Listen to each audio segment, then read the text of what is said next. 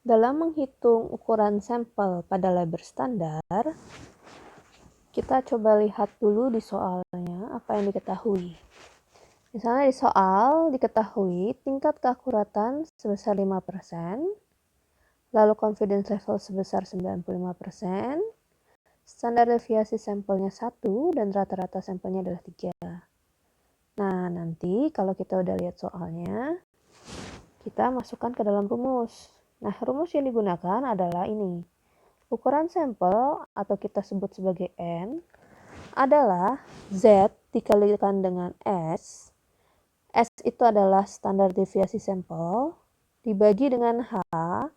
H itu adalah tingkat keakuratan. Kita kalikan dengan X bar. X bar adalah rata-rata sampel. Nanti hasil perhitungannya kita kuadratkan. Untuk menghitung nilai Z sendiri, kita melihat pada tabel Z. Nah, tabel Z ini untuk perhitungan tersendirinya saya akan buatkan video yang lain. Tapi di sini tabel Z ini adalah memberitahukan nilai-nilai yang biasanya muncul.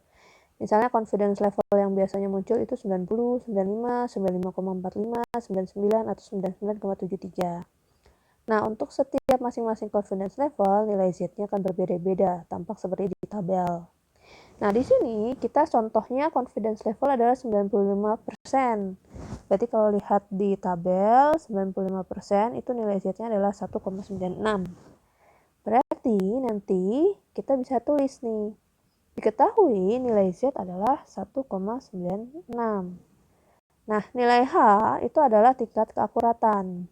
Berarti kita lihat tingkat keakuratannya adalah 5%. Dan jumlah standar deviasi 1, rata-rata 3. Bisa kita tulis H itu 5%, S itu standar deviasinya 1, X bar adalah rata-rata sampel 3. Nah, di sini berarti kita bisa ngitung nih nilai N-nya. Nilai N-nya adalah Z, yaitu si 1,96 kita tadi itu.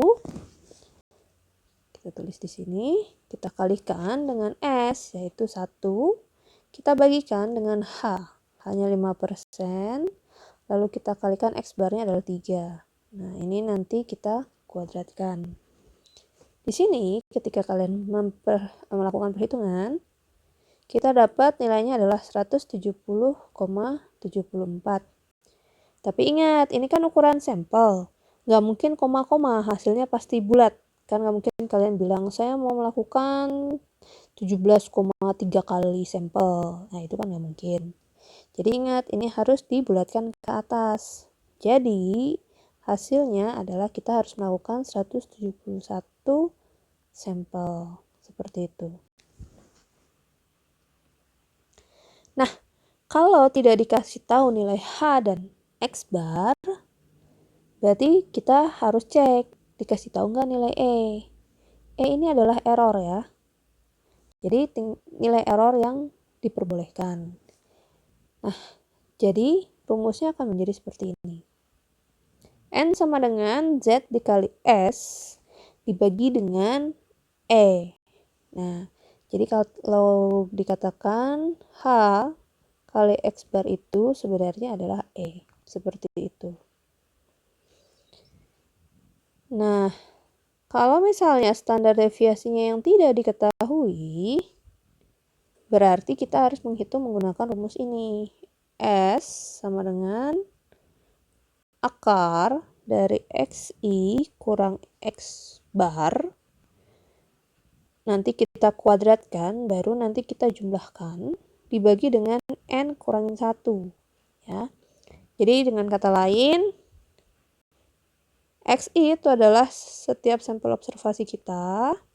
Sedangkan X bar, tetap X bar itu adalah rata-rata. N itu adalah jumlah sampel yang nanti akan kita kurangkan dengan 1. Contohnya seperti ini. Kita punya 3 sampel nih. Sampel 1, sampel 2, dan sampel 3. Nilainya 5, 3, dan 4. Ya, jadi pas sampel ke-1 kita dapat nilainya 5, sampel 2 dapat nilainya 3, sampel 3 dapat nilainya 4.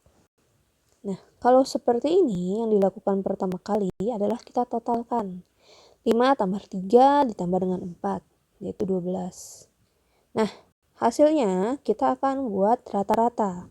Berarti kan 12 karena kita punya 3 sampel dibagi 3, dapat nilai rata-ratanya adalah 4. Nah, habis ini baru kita hitung nilai S-nya. S-nya itu adalah akar. Nah, kita lihat dari sampel 1 dulu. Sampel pertama adalah 5. Nah, 5 ini kan kita harus kurangkan dengan X bar. 5 kurangi 4, lalu dikuadratkan. Jumlahkan dengan 3 kurangi 4 dikuadratkan. Jumlahkan lagi dengan 4 dikurangi 4 dikuadratkan. Nanti dibagi dengan jumlah sampel. Jumlah sampelnya adalah 3. Nah, lalu dikurangkan dengan 1. Seperti itu. Nah, kalau kita hitung ya, berarti 5 kurang 4 itu kan 1. 1 kalau kita kuadratkan, hasilnya kan tetap akan 1. Sedangkan 3 dikurangin 4, itu kan hasilnya adalah negatif 1. Ingat, negatif 1 kalau dikuadratkan berarti negatif 1 dikali negatif 1. Berarti hasilnya akan jadi positif 1. Ditambahkan dengan 4 dikurangin 4 adalah 0. 0 dikuadratkan adalah hasilnya 0. Lalu kita bagikan dengan 2.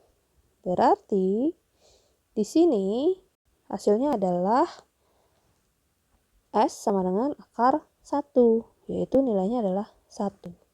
Seperti itu cara perhitungannya.